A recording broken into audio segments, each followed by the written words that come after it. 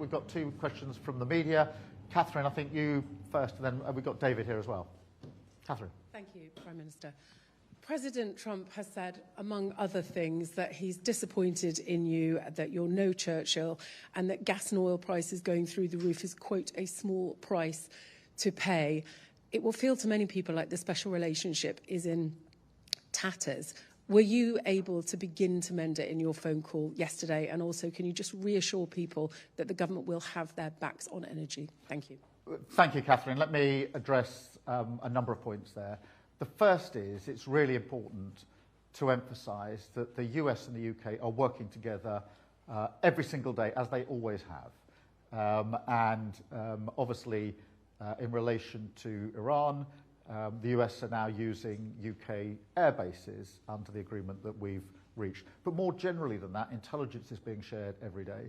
In the region, we have our military personnel and US military personnel co-located in the same places, in the same bases. And both the US and the UK are working together, protecting those bases. So in terms of the relationship, the work that we necessarily have to do together is going on as you'd expect. I had a telephone call with President Trump yesterday talking about the conflict in Iran and the region and what we were doing together, and that was important in terms of the ongoing discussion. But the discussion with our US counterparts is happening at all levels, all of the time, every single day. That's the nature of the relationship. What I would say is this, is that decisions about what's in Britain's best interests are decisions for the Prime Minister of Britain.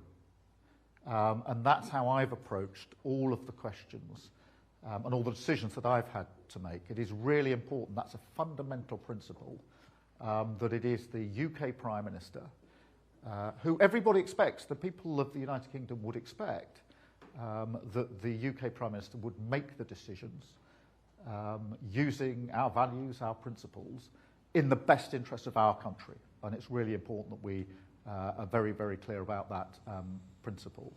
We're obviously working more generally with leaders and allies across the region, both in relation to the defensive work that needs to go in and in relation to the work to get people out of the region.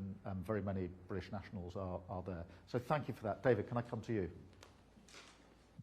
Thanks very much, Prime Minister. Yeah, just want to ask about, you've come here today to acknowledge the cost of living pressures that this situation in Iran could present for people here in this room and across the country. That they're going to be worried about their pockets and the effect on the money in their pockets. What practical steps might we actually see from the government to help people across the country? Are we going to see something similar to the state intervention that came in after the price spikes caused by the Ukraine war, for example? And I just want to ask one other thing about Donald Trump as well. A year ago, roughly speaking, the US President had Volodymyr Zelensky in the White House, and there was that dust-up, which I think we all remember quite clearly. At the time, he suggested that Ukraine was gambling with World War III. Is the US President now gambling with World War III? Let me address both of those issues. Firstly, the cost of living, because I am acutely aware that across the country, the number one issue is still the cost of living.